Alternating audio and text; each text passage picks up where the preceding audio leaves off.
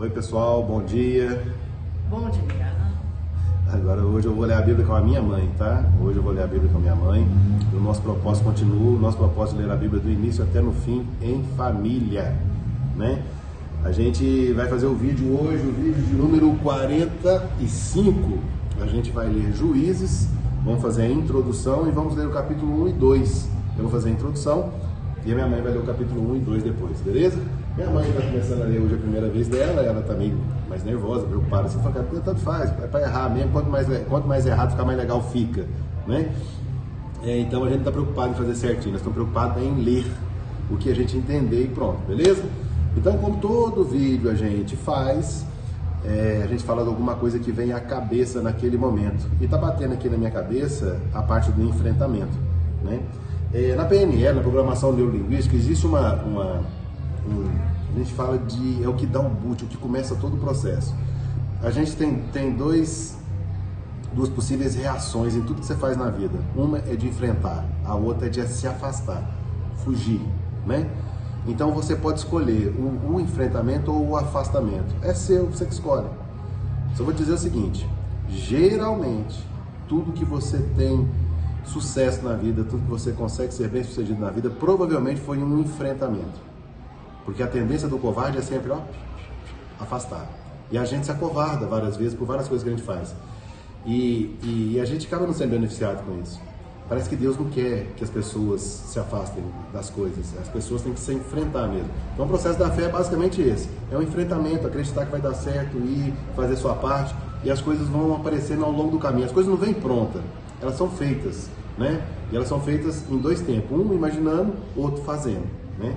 Então, lembrando mais uma vez, a gente tem a opção entre enfrentar ou se afastar. Você que escolhe. Então, o enfrentamento é onde geralmente gera sucesso. O afastamento geralmente não gera sucesso. Hoje, estou vendo minha mãe aqui hoje fazendo um enfrentamento, né, de um vídeo, que é o costume dela, não tem muito costume de fazer vídeo e tal. E hoje ela está aqui enfrentando o vídeo. Né, mãe? Pode soltar, não precisa ficar durinha, preocupada, não. Fica normal, que eu tô normal. É sempre a primeira vez.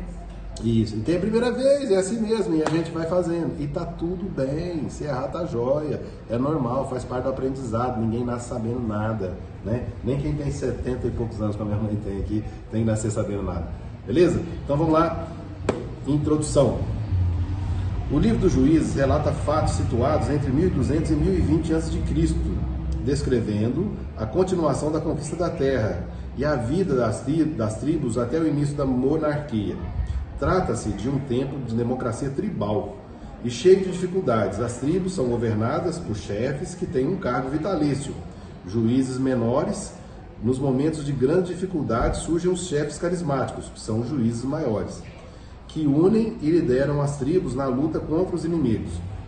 O mais importante em Juízes é a chave de leitura da história, que vale não só para o livro, mas para toda a história de Israel.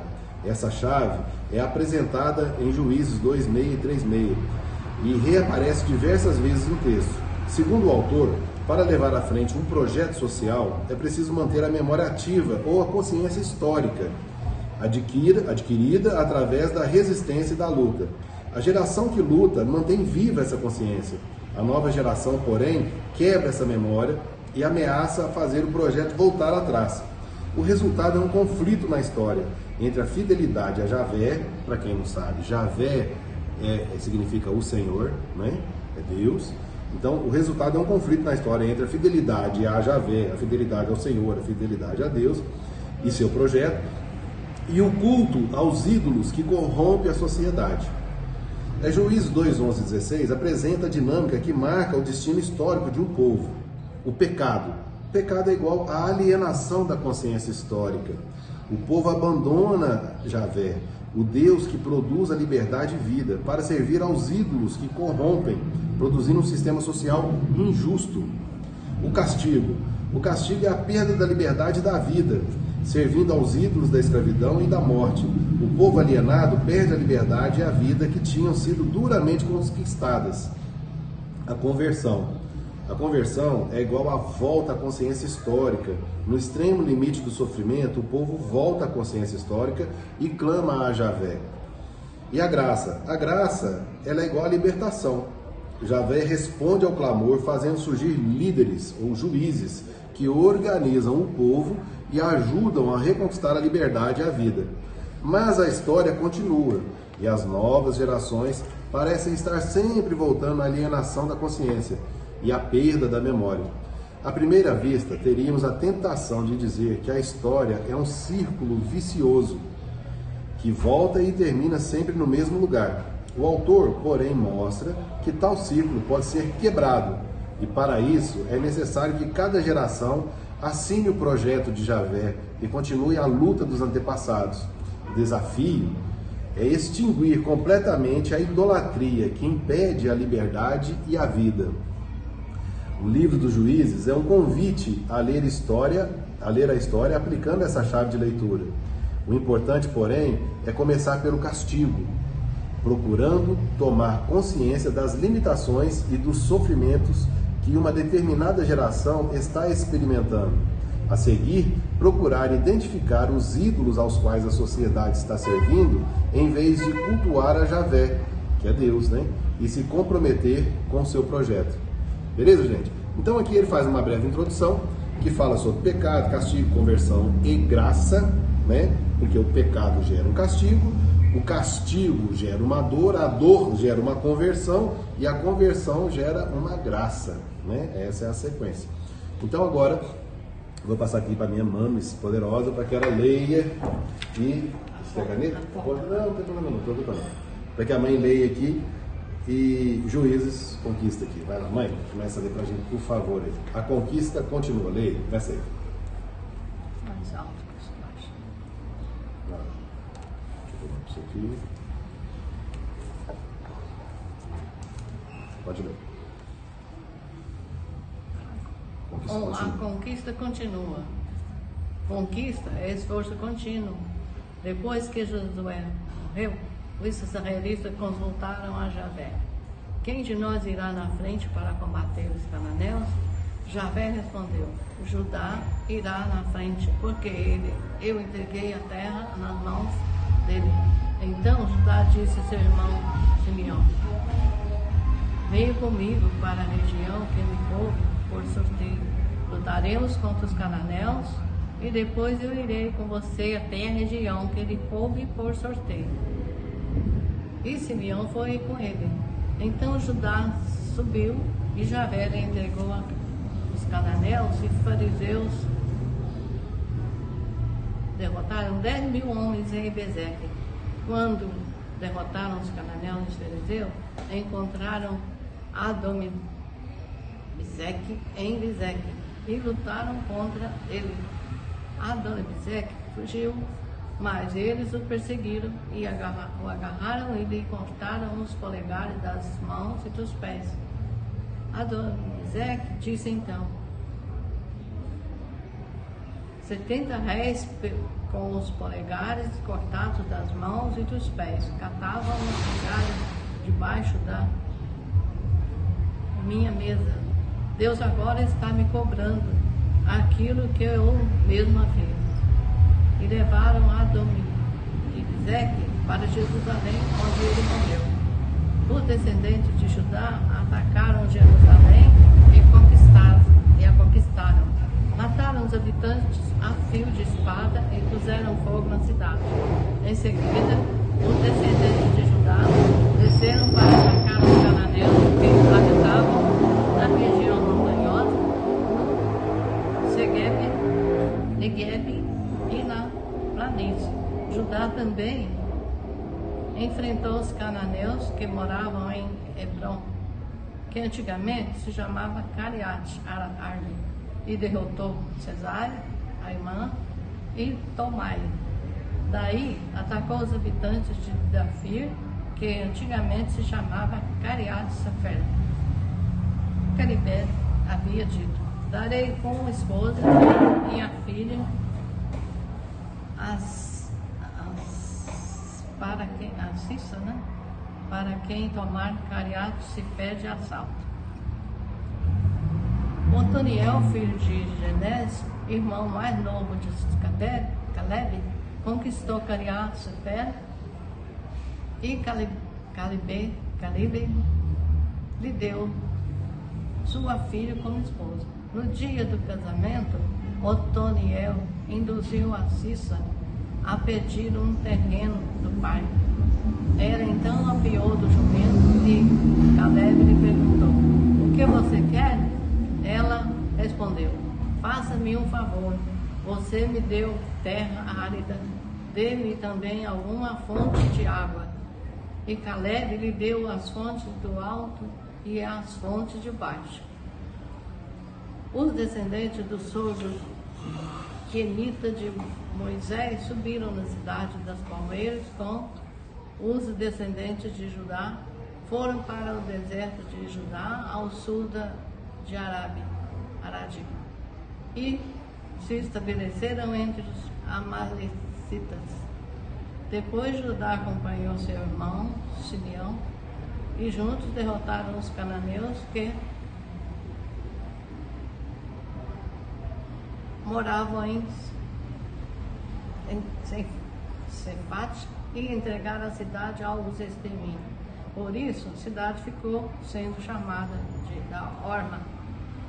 E Judá tomou Gaza, Ascalon e Acaron com seus respectivos territórios. Javé estava com Judá, que expulsou os habitantes da região montanhosa, mas não conseguiram expulsar os habitantes da planície, porque estes possuíam carros de ferro. Conforme foram estabelecidos por Moisés, Hebron foi dada a Caleb, que daí expulsou os 3 filhos de Enac.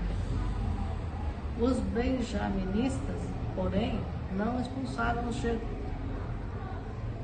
jebuseus que habitavam em Jerusalém. Por isso, os jebuseus habitam com os benjaminitas em Jerusalém até o dia de hoje. Os da casa de José, por sua vez, subiram contra Betel e Javé estava com eles. A casa de José mandou fazer um reconhecimento nas vizinhanças de Betel, cidade que antes chamava Uza. Os espiões viram aquela saindo da cidade e lhe disseram: mostre-nos. Tenta um pouquinho mais alto, se você der conta, se não der, não tem problema não.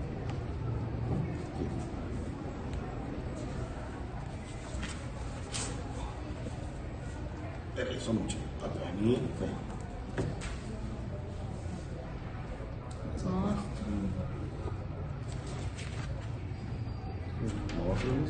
Mostre-nos por onde se entra na cidade e nós nos proparemos a vida.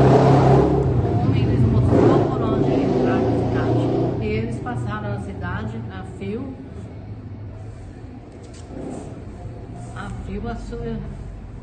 fio de espada, mas pouparam esse homem e toda a sua família. Esse homem foi para a terra dos heteus e aí construiu uma cidade, a qual deu o nome de Luda. Esse é o nome dela até o dia de hoje. Manassés não conseguiu expulsar os habitantes de Betsan, de Tanak, de Dor, de Jeblan, de Megido e dos seus respectivos arredores. E assim, os cananeus continuaram morando nessas regiões. Quando Israel se tornou mais forte, obrigou os cananeus a fazer trabalhos forçados, mas não conseguiu expulsá-los. Efraim também não conseguiu expulsar os cananeus que moravam em Gaza.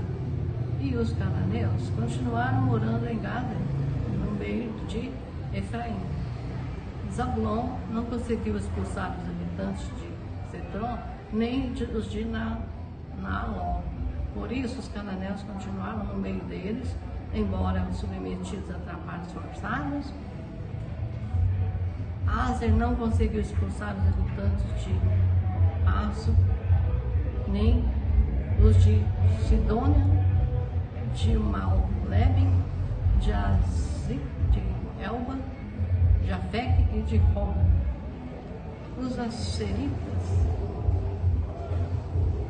Os azeritas, portanto, ficaram morando no meio dos cananeus da região, porque não conseguiram expulsá-los.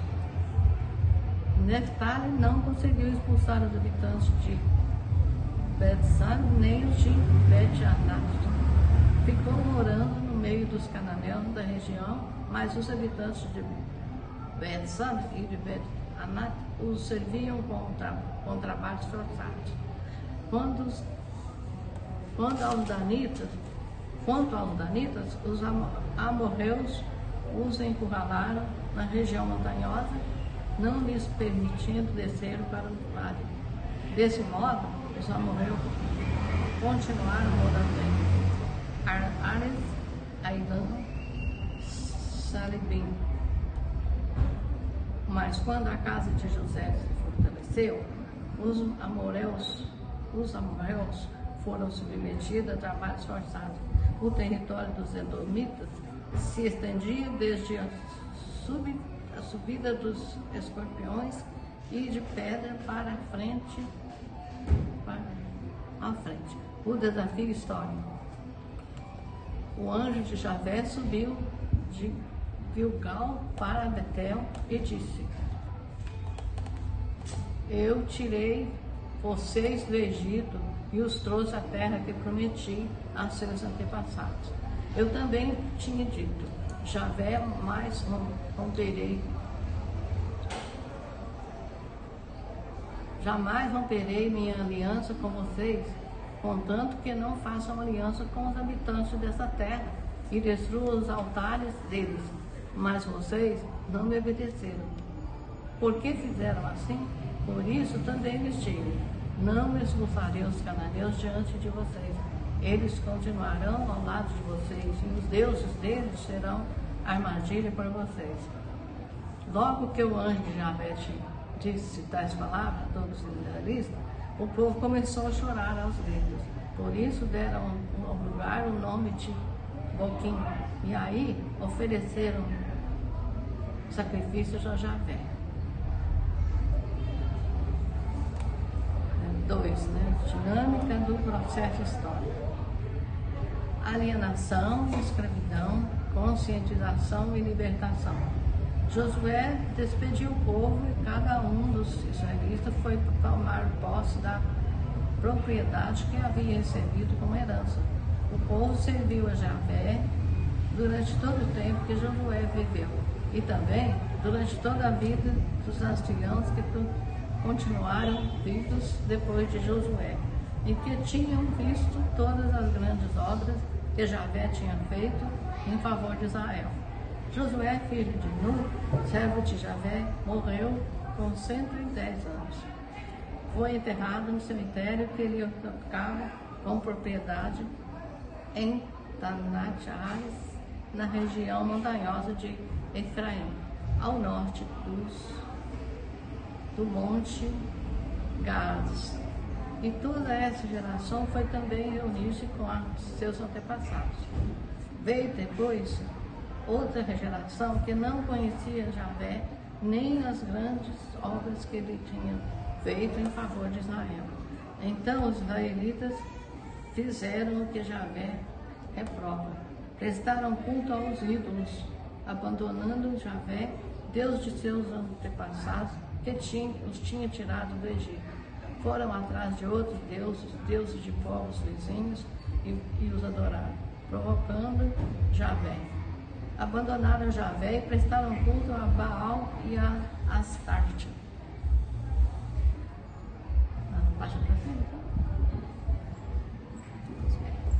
A ira de Javé se inflamou então contra Israel e eles lhes entregaram o poder de assaltantes que o despojaram e venderam aos inimigos vizinhos, de modo que os israelitas já não conseguiam resistir. Em qualquer coisa que realizavam, a mão de Javé estava contra eles, exatamente como Javé lhes tinha dito e jurado. E chegaram a uma situação desesperadora. Então Javé fez surgir juízes que os libertavam dos assaltantes. No entanto, eles não davam ouvido nem mesmo ao juízo. Pelo contrário, prostituíam e se e como outros deuses e prostravam-se diante dele. Bem depressa se afastaram do caminho seguido pelos antepassados, que haviam obedecido aos mandamentos de Javé. Eles, porém, não agiram da mesma forma. Quando Javé lhes fazia surgir juízes, Javé estava como juiz e os libertava dos inimigos durante toda a vida do juiz, porque Javé se compadecia do serviço dele diante da tirania dos opressores. No entanto, logo que o juiz morria, eles tornavam a corromper-se mais ainda que seus antepassados, seguindo outros deuses aos quais prestavam culto e diante deles se prostravam. Não desistiam de suas práticas, nem de sua conduta obstinada. Por isso, a ira de Javé se inflamou contra Israel. E Javé declarou: essa gente violou a aliança que eu fiz com seus antepassados e não me obedeceu, eu também, de minha parte, não expulsarei da presença deles nenhuma das nações que Josué deixou ficar quando morreu. Com essas nações eu vou provar Israel para ver se segue ou não o caminho de Javé, para ver se caminha por ele como seus antepassados. Por isso Javé deixou ficar essas nações, não as expulsou e não as entregou a Josué. Olha só aqui? Só, tá bom. E o outro pedacinho tem que completar, não? Aqui vai pro 3 já, que é outra coisa. Bom, como é que foi, mãe? Missão cumprida? Então agora vamos lá. Continuando aqui, é um vídeo que vai rodar novamente. A mãe fez o vídeo ali na Bíblia. Você percebe que quando a pessoa vai ficando mais preocupada, vai diminuindo o tom de voz. Tem que ir, né? Voltando aqui. Mas a mãe, ela fez um negócio hoje que a gente começou o vídeo falando sobre isso daí, sobre o enfrentamento ou o afastamento. Parecia uma situação nova para ela e ela podia enfrentar ou afastar. Uma senhora na idade que a mãe está hoje, enfrentar e uma câmera para muita gente é um castigo. Uma pessoa enfrentar uma câmera, para muita gente é um sacrilégio. Para minha mãe também não é fácil. E ela enfrentou, tá aí, fez o vídeo de uma maneira brilhante, na maneira dela, do jeito dela. E vamos lá. E isso para mim dá orgulho, porque a gente tem que ser inspirado. E é que não fazemos assim. Dá orgulho de ver o que ela está fazendo. E vão chorando, vão falando. Porque uma coisa eu aprendi, quando o sentimento vem, você não esconde. E quando você tem orgulho de alguém, você demonstra, né? E isso não dá muito orgulho.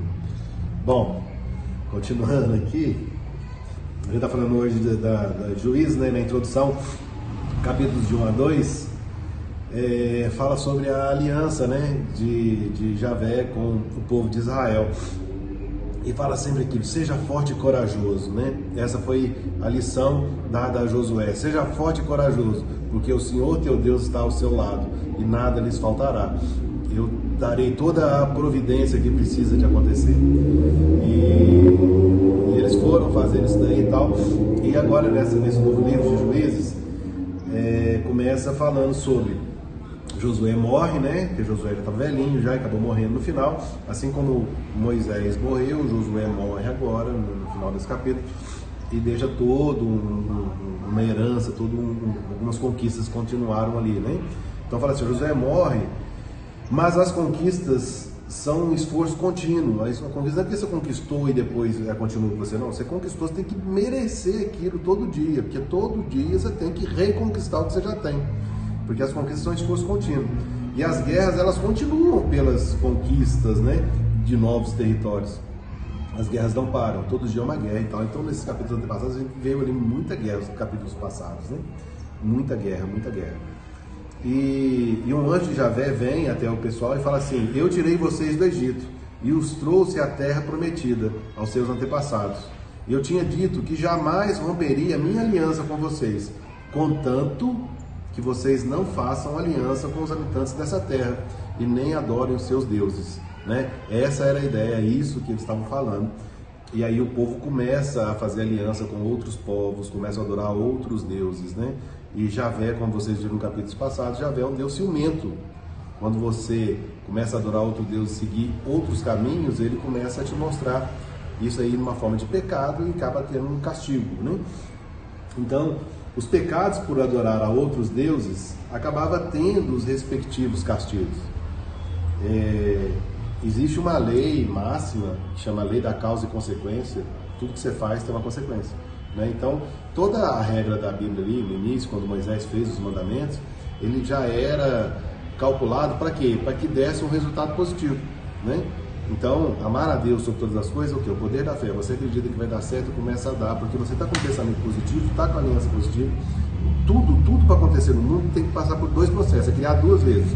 Uma coisa para acontecer no mundo, ela cria primeiro na mente, então ele é criado uma vez na mente, e depois ele é criado na vida real, fisicamente falando.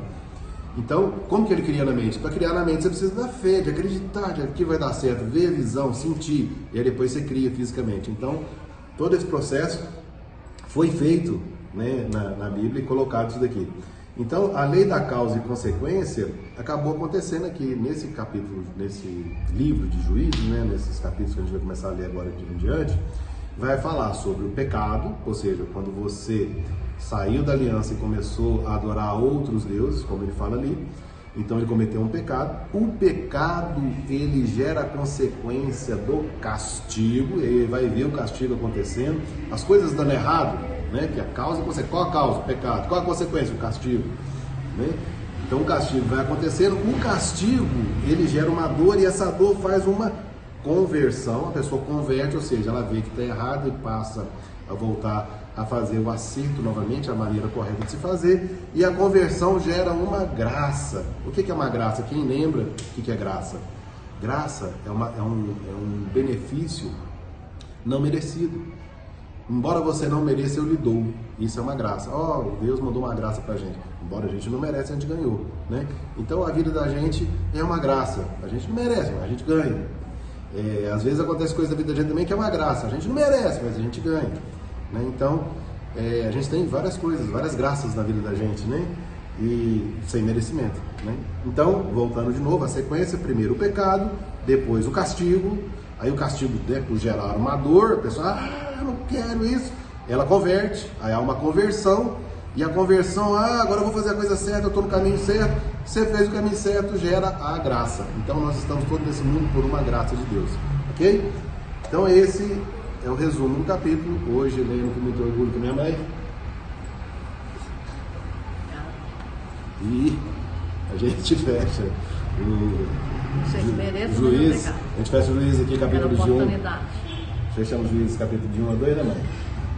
E hoje é sábado de aleluia, véspera de Páscoa. A gente está fechando aqui o capítulo de 1 a 2 com ela. Juízes de 1 a 2, beleza? Um grande abraço para todo mundo, muito obrigado. Feliz Páscoa para todos. Assistindo. Um excelente final de semana para nós todos também, né? É isso aí. Até mais. Tchau, tchau. Valeu.